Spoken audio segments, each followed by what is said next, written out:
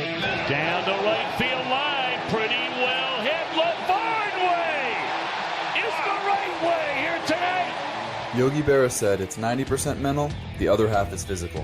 My name is Ryan LaVarnway, Major League catcher and minor league grinder, and I've spent the last 15 years playing professional baseball while evolving my mindset. I'm fascinated by optimizing that 90%. In this show, I'll talk to elite athletes and mindset coaches about what makes them tick and how they've overcome obstacles in their own careers on the way to finding success. This is Finding the Way. Hey guys, welcome to Finding the Way. This is Ryan LaVarnway, and today my guest is Amobi Okugo. He is a Major League Soccer player and Olympian who came out of Southern California, but he's a first-generation American. His parents were immigrants, and he went to UCLA. He has done it all, and he is now spending his time helping make other people better, which I always appreciate. Amobi, thank you so much for joining me today. Yeah, thank you for having me. It's a true honor. I appreciate that. Well, I appreciate your time, and I appreciate everything that you're about, man. I was doing my research on you before this, and it turns out you made it to Major League Soccer, but you didn't start playing soccer until you were 10 years old. Is that right?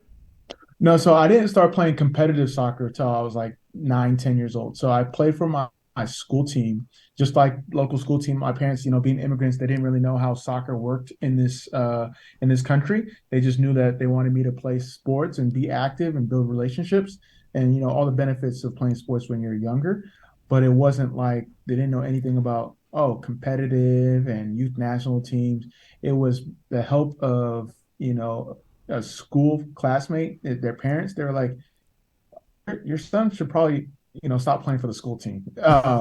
And then that's how it came about. So fortunately, that parent saw some potential in me and or was able to help my parents in terms of understanding, like, all right, they got to try out for the local competitive team, and then from there they'll take care of the rest, and that's kind of how it happened. Well, and your parents put you in soccer as a team sport to get all the benefits of team sports, right? Learning how to share, learning how to win, how to lose, be a part of something bigger than yourself.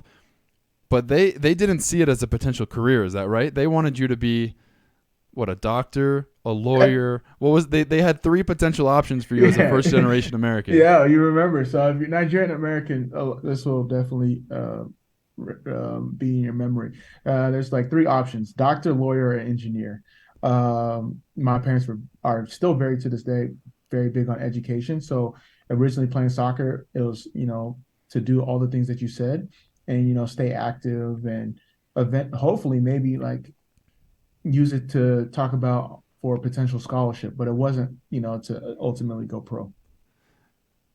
When did that cross your mind, or did it, or was this an option to get to a college that might be out of reach academically, or might help you get in the door, get you some scholarship dollars? At what point did it become your dream, or was it ever your dream?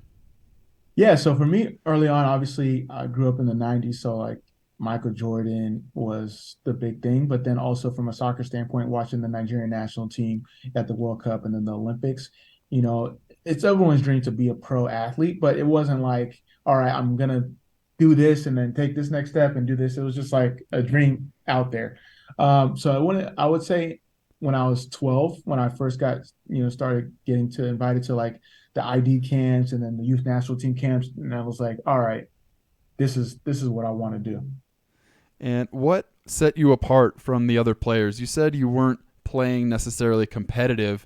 You were just playing on your school team. Yeah. And there's millions of kids across the country that are playing soccer, playing baseball, basketball, football, all the sports for their local team. And there's millions of other kids that are uber competitive, that are paying thousands of dollars a week or a month for the top private coaches, for the top instruction, to enter all these tournaments and travel all around the country. What set you apart? Was it something physical? Was it something in your mind, in your mindset, or your competitiveness? What made you different and better?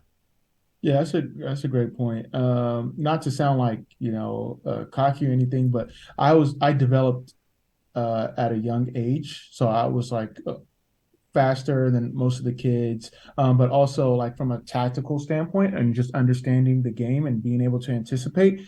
That's kind of what set me apart at a young age. And fortunately, I was pretty athletic as a young kid, and just combine those 2 things to help me develop and help me perform. Help, uh, help me across the understand board. the tactical part you're talking about. I don't understand anything about soccer. I have no foot-eye coordination whatsoever. No, it's all good. So what's the tactical part you're talking about? So just like so when you're younger in like youth sports, especially soccer, it's like everyone just like huddles up and like everyone follows the ball and it's like a bunch, it's like a bunch of bees swarming a nest. Whereas when I was younger, I understand that and kind of predict where the ball was going or avoid all the traffic of everyone crowding the ball. So that just helped me out uh, tremendously to avoid all that traffic when you sports. So it's just like understanding of the game at an early age. In baseball, we call that baseball IQ. Was that kind of a like a soccer IQ for you? Exactly. So instead of like, all right, the ball's at midfield and everyone's trying to rush, I was just like kind of weave my way up top and it's like, all right, now it comes there, or like defensively, like cutting out angles. So yeah, soccer IQ basically. Awesome. So you start playing for the competitive teams. You're recruited to the youth national team, and in high school you end up leaving your high school to go to the IMG academies. And I've heard you talk about how that was just an amazing opportunity for you, but it was also a hardship because you were away from your family. The typical high school dynamics of adolescence didn't exist there. You didn't get to go to the team sport games on Friday nights with all your friends. You didn't go to dances where you got to chase girls, or you didn't have the lunch breaks where you got to socialize. What was that like, and how did you overcome those obstacles in still being a kid but also having to grow up really fast? No, that's a great point. So everything in hindsight, I wouldn't change it for the world, but at the time, being a Cali kid, moving across the country on your own was a different experience. But to be able to share that experience with, 40 other young men that were hungry to achieve their dreams helped ease the pain of, missing the proms and the school dances and the social events and all the things. Like, so early on, like the first 3 months, 6 months, you go back home and you're like, what did I miss out on? And like, oh my gosh, I got to try to catch up and, see what's going on. But after that, you're like, the experiences that I've been able to have at a young age, at an adolescence age, like those are things that you can never, take away. How did you build those new friendships quickly, and or what was your support system like? I'm a big believer in having a support system. I think every person needs 6 roles in their life. You need a coach or a mentor. You need a peer. You need someone that encourages you no matter what. It's going to be your cheerleader. You need someone that's going to be your BS meter Yeah. that makes sure you're not doing anything stupid. And then you need someone that is going to be your sounding board that you could just talk to and is not going to solve your problems. How did you surround yourself with people that were going to fill the roles that you needed in your life when you were across the country away from your family? That's a great question. And I love those 6 people you need in your life. I definitely going to have to uh, copy that. I was like writing stuff, just writing those down. For me personally, I think being able to share that experience with other young kids that were like me, we kind of almost like an iron sharpens iron framework. And then the residency program that was located at IMG, they did a great job of providing us with resources with mental conditioning coaches. So like obviously most recently mental health is like a big thing, but we knew about that back in 2004, 2005, like 13, 14, 15 years old. We had mental conditioning coaches. So, having that as an outlet and then being able to like, continue to talk to my parents was good. But then it wasn't until I got older and having those 6 key members to your team or to your ecosystem, where I was able to like really build that out and have that in a more structured framework. So you're at IMG. You're playing all over the world. You're in Argentina one week. You're in France the next week. You're Yeah. you're playing everywhere. You're a 17-year-old kid, and then you go to UCLA when everyone's saying you should just go pro. You should just play pro soccer. How did you make the decision to go to college instead of go professional?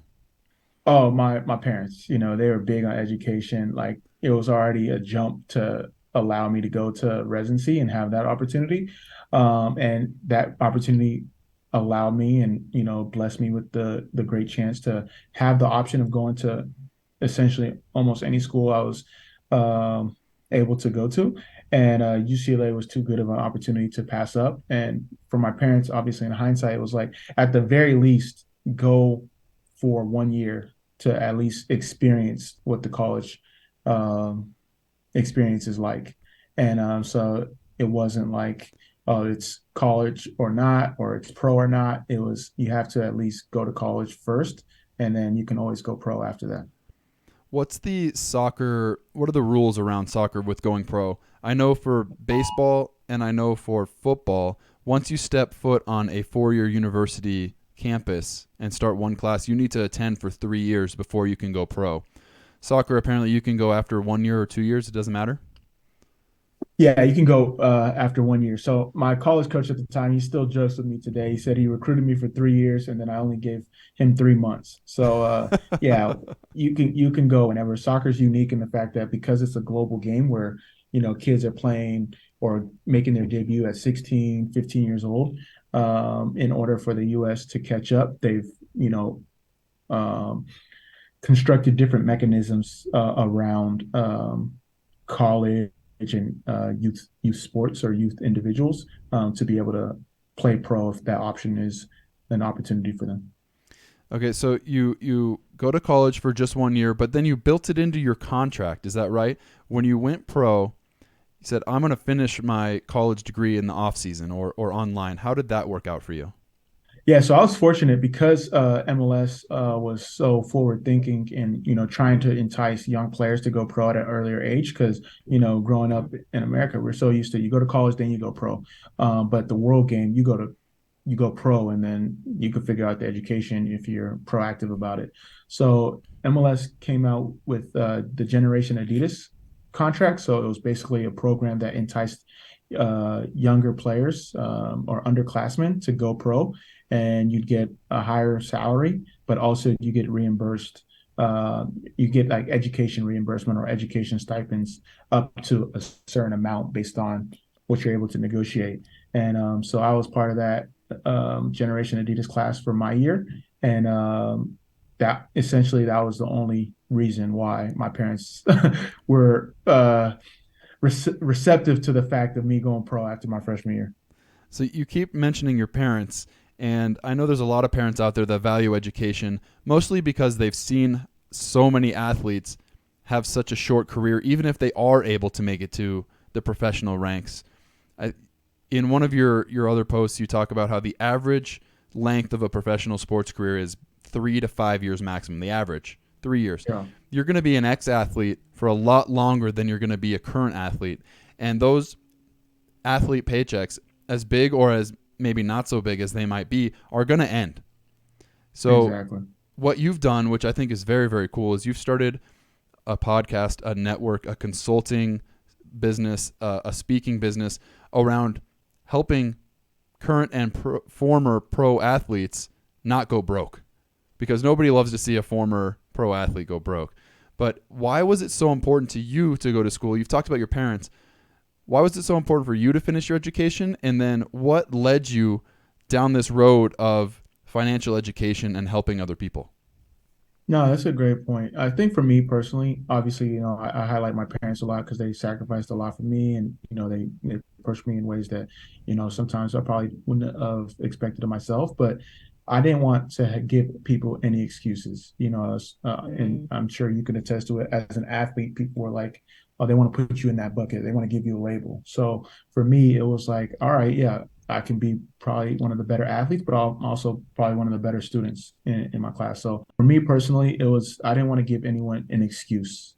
As athletes, we tend to get labeled, and whether it's like, oh, he's just a jock or he's only focused on sports. So I really put an emphasis on not only making sure that inclination or any idea of, oh, he's just into sports was put to rest, but also, personally, I feel like if you're not learning, you're not earning. And you always got to continue evolving, and education is the number way you can do that. Initially, obviously, I use school, but that's not the only way you can continue to educate yourself. And that's what it's all about. As it pertains to a frugal athlete, I think for me, when I came into the league, MLS is still at a place where it's not to the level of, MLB or NFL or NBA. So I was more curious in figuring out how athletes, maximize their career. If it's only so long and you're making, X amount of money, how are they able to, transition seamlessly or positively? And I was curious and wanted to find roadmaps. And there wasn't enough out there. So I took it upon myself to create a platform to, give myself leverage, but also other athletes that may be curious and may be proactive to have outlets or resources or roadmaps. Because at the end of the day, you don't know unless you're exposed to it. And I think a frugal athlete is one platform that, is looking to do that in this space. I love what you're doing with it, and exactly like you said, you're giving people a roadmap. You're giving people an example of how they can use their sports salary where they get a head start. They're ultimately getting a nest egg at a young age in life, and how can you turn that into something that you can build upon or something that you're not going to lose, really, ultimately. Exactly. Something you said at the end of a podcast that you did that I was listening to is you can only be remembered two ways. You could be an example or you can be a warning. Yeah. And that's so powerful to me. What is the example that you want to set? Oh, that's a great question. And yeah, I just want to be someone that is considered a facilitator. So helping people achieve what it is that they want to achieve, whether it's through a connection, whether it's through, providing a roadmap, whether it's advice, whatever it is. I just want, people to, when they think of Amobi, obviously good standing, person, authentic, but he was a facilitator. He helped put me in touch with this person who ended up, hiring me for this, or he helped me define my goals. So now I'm starting my business, whatever, or he helped me handle overcoming an injury. Or he highlighted a story that I was interested in, or I didn't know I was interested in. Now I'm passionate about. My goal is to be a facilitator and help others identify ways they can leverage their unique skills. That's awesome. What are the things that you do on a daily or weekly basis? Obviously, nobody's perfect, but is there a set of activities or a set of items that you try to do to set yourself up for success? Yeah, one right now is, working out. So I try to work out every day or some sort of, whether it's working out or some sort of self-care. I make sure I focus on that. Sometimes I don't, I try to get it like first thing in the morning. Sometimes, I like to sleep in. I'm still working on any morning routine. So if you have any, please suggest. But I have to get a workout in. That's like something that I do for me. And I think in this world when we're so tied to hustle culture, obligations that we have to figure out me time, and me stands for most essential. So I always try to figure out my most essential time and, making some time for workout or some self-care and then going from there. It's amazing how closely tied your physical health is to your mental health. I've also heard you talk about journaling before. How important is journaling to you, and what is it that you're writing that is either maybe gratitude or goals or to-do lists? What do you focus on when you journal? Yeah, that's a great, I appreciate you reminding me and bringing that up. So journaling for me, and there was a quote that was shared with me, the shortest pencil is longer than the longest memory. The shortest pencil is longer than the longest memory. Okay. So, I like to write things down. I write things down, whether it's thoughts, feelings, tasks, goals. I have a notebook like right here, right now. As it pertains to journaling specifically, one of the things that I do is, write down one thing you're grateful for at least every day. And that's kind of the bare minimum of what I journal if I journal on a daily basis. And what does that gratitude help you with?